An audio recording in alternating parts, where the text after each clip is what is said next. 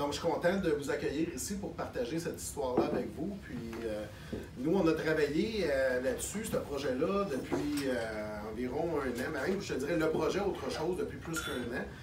Mais le liquide en tant que tel, environ un an. Puis, c'est quoi, dans le fond, autre chose? C'est une nouvelle série de bières. Pourquoi autre chose?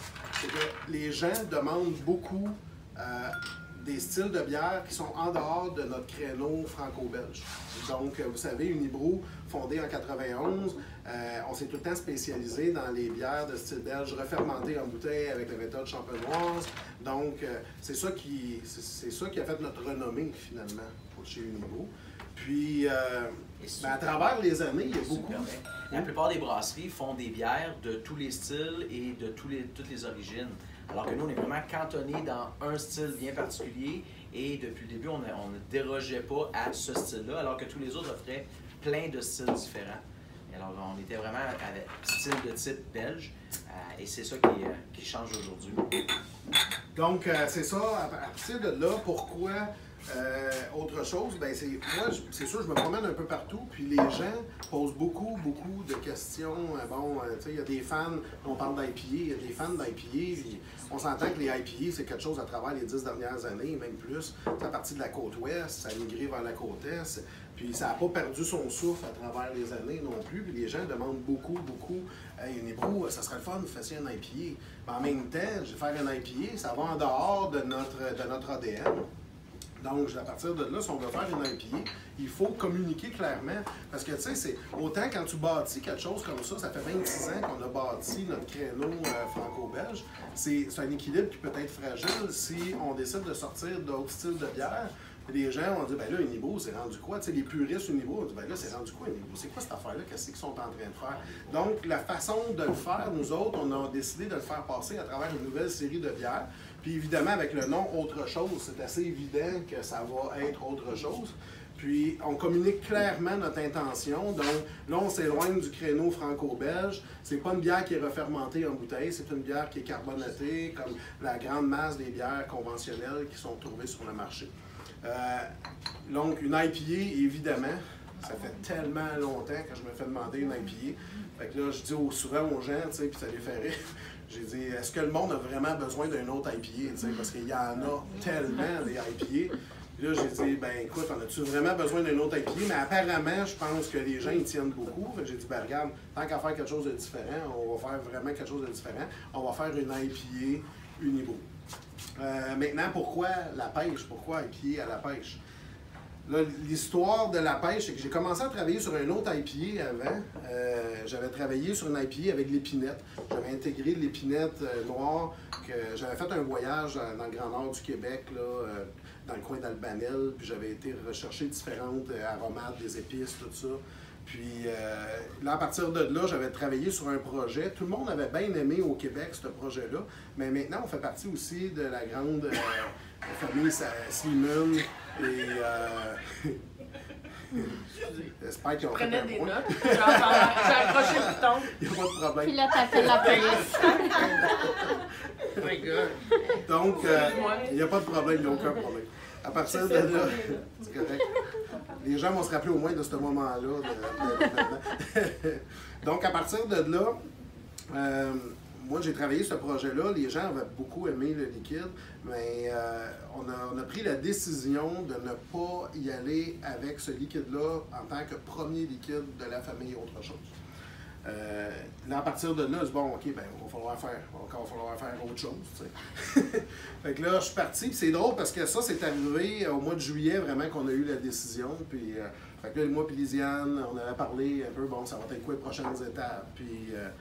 Puis c'est drôle parce qu'un matin, tu sais, au mois d'août, c'est le temps des pêches. Tu sais, c'est là qu'on a les pêches qui arrivent ici. Tu sais, c'est des pêches à maturité. Puis tu sais, tu as un panier de pêche dans ta cuisine, puis ça sent la pêche. Tu sais, c'est là qu'elle est vraiment au pic de sa maturité. Puis là, c'est le temps d'en manger. Puis le matin, je me lève, puis là, j'ai le panier de pêche qui est là. Genre, ben, on va se préparer des muffins à la pêche. Puis là, il est tôt le matin, puis je vis sur une petite fermette. Puis fait que là, je me lève le matin entre 5 h, le matin, 5 h 30, puis je prépare mes muffins.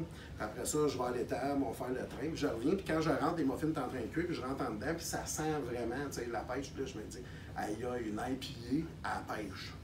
J'ai dit, si on fait un IPA à la pêche, puis là, je voyais, tu sais, avec les houblons que je pouvais travailler, que c'est vont peut-être, tu sais, qui vont quand même bien se matcher avec la pêche, les arômes de la pêche, tout ça. Fait que là, j'ai dit, ben, c'est une bonne idée. Puis là, à partir de là, je visualise pas juste le liquide, mais le concept aussi. Tu sais, j'ai dit, on peut faire un jeu de mots avec ça. On a le pêcher original, l'arbre de la pêche qui est le pêcher aussi. Fait que là, je voyais, tu sais, avec l'arbre, le fameux pêcher, puis là, tu as les pêches dedans, puis là, tu as moi qui est caché dans l'arbre, puis avec ses cornes, qui essaie de tenter le diable en bas, hey, regarde, goûte à ça, tu sais. Puis avoir pêché original, c'était quelque chose d'intéressant. Mais en même temps, étant donné qu'on sort une nouvelle série avec autre chose, déjà d'avoir le nom autre chose pour intégrer une nouvelle série, on se dit, ben là, si on rajoute en plus pêche originel, puis là, à un moment donné, on va perdre tout le monde là-dedans, là, tu sais. Fait qu'on a décidé d'utiliser ça quand même dans le folklore du brand, parce que quand même, ça fait partie de l'inspiration. Puis je me rappelle, ce matin-là, on s'était parlé, on avait parlé à Phil, puis tu sais, on était excités sur le concept, puis là, on avait regardé pour enregistrer le nom aussi, puis tout, tu sais. On l'a intégré dans la description du liquide, exactement.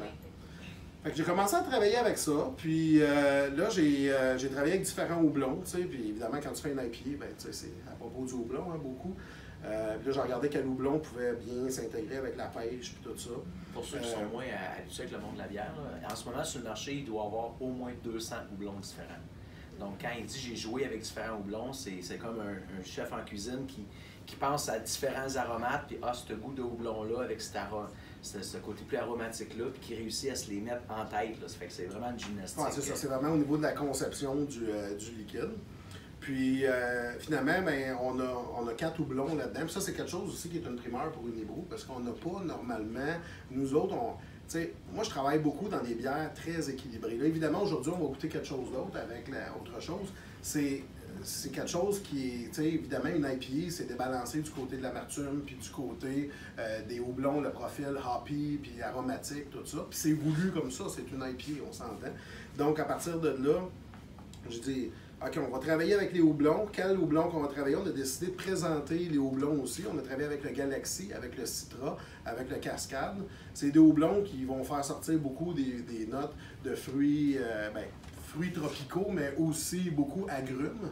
Puis un houblon qui est moins connu, qui est le Lemon Drop, qui nous donne un petit peu de maux de tête aussi, parce que c'est un houblon qui est moins connu, qui est nouveau, qui est très limité. Puis nous autres, ben, brasser ça en grosse masse avec du Lemon Drop, ben, il y a une question de disponibilité et tout ça.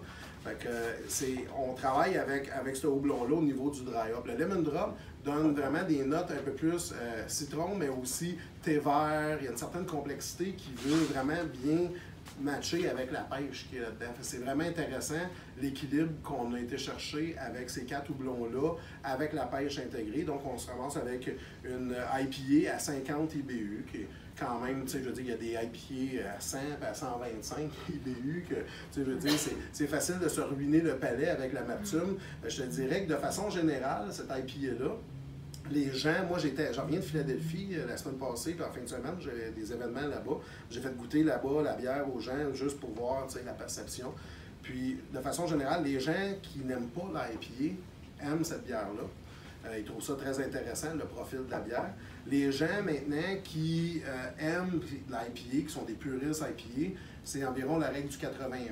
Les gens, de façon générale, 80% aiment beaucoup cette IPA-là. 20%, ben c'est ah non, c'est pas assez houblonné, parce qu'il y a des gens qui boivent de la bière à 100 puis 125 IBU, puis des Big Juicy IPA, c'est vraiment des soupes doublons dans lesquelles on rajoute du houblon là, à profusion, que si tu laisses la bière déposée dans un verre comme ça, tu vas te ramasser avec une boue dans le fond, là, tu sais. Fait que ça, quand ils disent « drink it from the can », là, c'est une raison, ils veulent que tu la boives. C'est pas c'est pas très appealing quand que tu la bois dans un verre. Si vous voyez ça, « drink it from the can », versez-la dans un verre, ça va vous donner une idée. Laissez-la déposer, vous allez voir le bout qui se retrouve là. Il y a du houblon, il y en a à profusion. Donc, mais nous autres, on ne voulait pas nécessairement aller là, parce que le créneau Unibroue, on se ramasse à faire des bières quand même balancées, de façon générale, équilibrées. Donc, on ne voulait pas non plus partir complètement dans une autre avenue avec ça. Donc, on se ramasse avec la autre chose qu'on est fiers de partager avec vous aujourd'hui pour le lancement officiel.